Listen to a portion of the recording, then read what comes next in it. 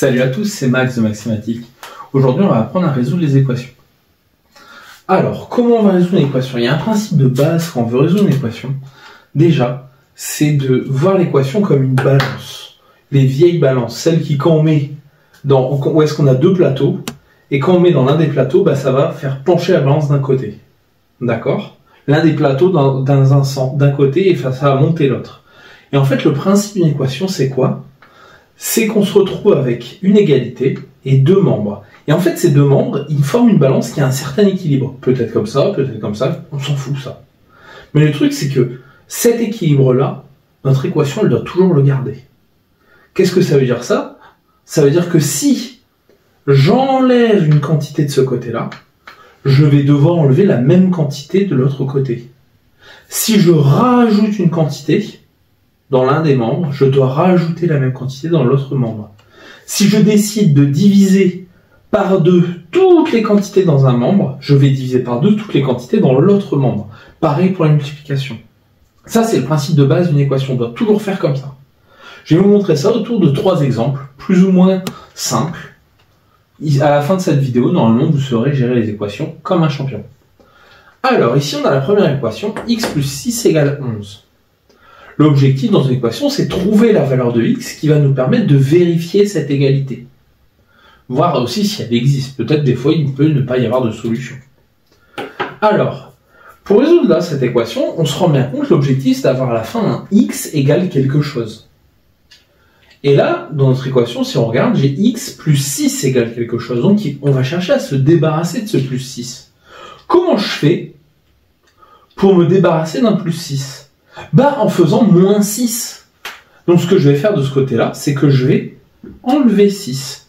Et si on se souvient bien du principe de la balance, si j'enlève 6 dans ce membre-là, je vais enlever 6 de l'autre côté. Et du coup, mon équation va devenir x plus 6 moins 6 égale 11 moins 6. Je fais mes calculs, je simplifie mon calcul, je réduis mes expressions. Plus 6 moins 6, ça va s'annuler, il va me rester x de ce côté, c'était l'objectif, ça tombe bien. D'ailleurs, autre chose importante, on va essayer toujours de veiller à garder le symbole égal l'un en dessous de l'autre, histoire d'être le plus propre possible. Et 11 moins 6, ça va faire 5. Voilà, donc là, je viens de trouver la solution de mon équation. Et ce qu'on peut toujours faire, qui est toujours utile, ça va être de vérifier si la solution est bonne. Comment je fais ? On va faire comme ce qu'on avait fait dans la vidéo précédente. Je vais remplacer dans mes membres de départ le x par la valeur que j'ai trouvée. Donc là, par x par 5. On va vérifier. Donc ce que je vais faire, c'est que je fais un petit calcul. On peut le faire au brouillon, même je vous conseille de le faire au brouillon. Ça n'apporte pas forcément grand-chose de le faire sur la copie, même si c'est toujours bien. Donc, x plus 6 égale 5. J'écris 5 plus 6. Ça fait 11. Et moi, de l'autre côté, j'ai 11. Donc c'est bon. Ma vérification est faite. Je peux dire que 5 est solution de l'équation. On va attaquer la suivante. 8x égale 32. Là, j'ai pas une quantité en trop. J'ai trop qui traîne d'un côté. J'ai trop d'inconnus. J'en ai 8. Moi, j'en veux qu'une seule. Je veux connaître, supposons que x c'est des pommes. Je sais que 8 pommes coûtent 32 €, même si là c'est un peu cher, on va pas se mentir. Ça serait des kilos de pommes, les x, on pourrait dire. Et que 8 kilos de pommes, ça fait 32 €, même si, bon, c'est toujours un certain prix. Moi, je veux pas le prix de 8 kilos, je veux connaître le prix au kilo, justement. Pour un seul kilo de pommes ou une seule pomme, ça dépend de l'exercice de départ. Comment on va faire ça? On va se dire, moi, j'en veux pas 8, j'en veux une. Comment je fais pour passer de 8 à 1? On va diviser par 8 dans ces cas-là. Et si je divise par 8 à gauche, qu'est-ce que je vais faire de l'autre côté? Je vais également diviser par 8.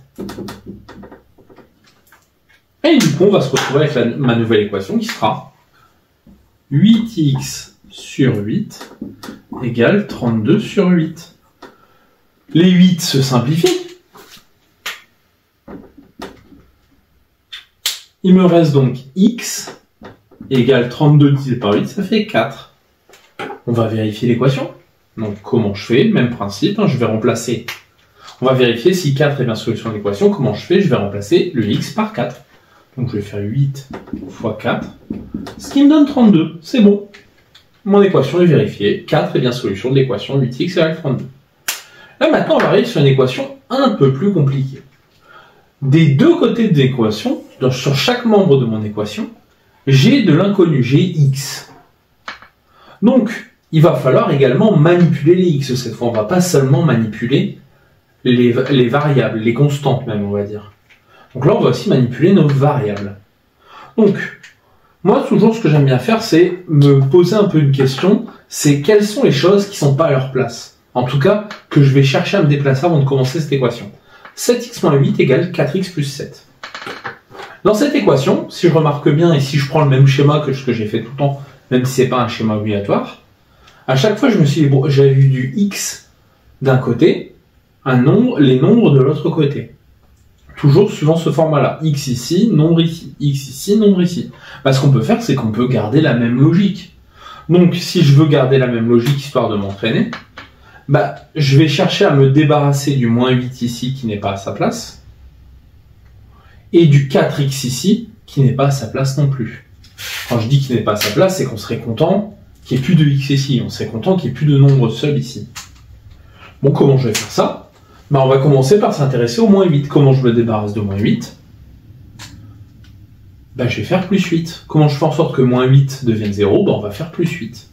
Donc, je vais faire plus 8 de ce côté-là. Si je fais plus 8 de ce côté-là, dans l'autre membre, qu'est-ce que je fais aussi ? Plus 8 pour garder ma situation à l'équilibre. Et du coup, on écrit le nouveau calcul que ça a donné.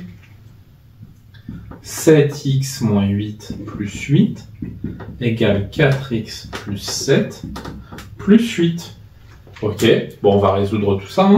On va simplifier tout ça, on va réduire toute cette expression. Ça va donner 7x ici égale, on va essayer de respecter mes dires et de mettre toujours l'égal l'un en dessous de l'autre, 4x plus 15. Et là maintenant, toujours le 4x qui nous dérange.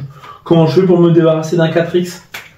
Si j'ai 4 pommes ici et que j'en veux pas, je vais enlever les 4 pommes. Du coup, je vais faire moins 4x des deux côtés. Du coup, si je fais moins 4x de côté, ça va me donner mon nouvelle égalité, 7x moins 4x égale 4x moins 4x plus 15. Ici, ça va me donner 3x. 4x moins 4x, ils vont s'annuler. Ça va faire 3x égale à 15. Mais là, moi, j'ai pas x, j'ai 3x et je veux seulement x. On va faire appliquer la même méthode qu'ici. Je vais diviser par le nombre qui se trouve devant le x. Donc, on va diviser par 3 des deux côtés. Donc, ça va me donner 3x sur 3 égale 15 sur 3, ce qui fait x égale 5. Ensuite, on va faire la vérification quand même, parce que là, on est sur beaucoup plus d'étapes et on veut être sûr de ne pas s'être trompé. J'ai plus de place en dessous, je vais écrire ici. Donc, vérification. On va remplacer le 5 au début. Dans chaque membre au début. Donc, je vais faire 7 fois 5 moins 8. 7 fois 5, 35 moins 8. 35 moins 8, ça va faire 27. Ok, maintenant on va reparler avec 4x plus 7. Donc on va faire 4 fois 5 plus 7.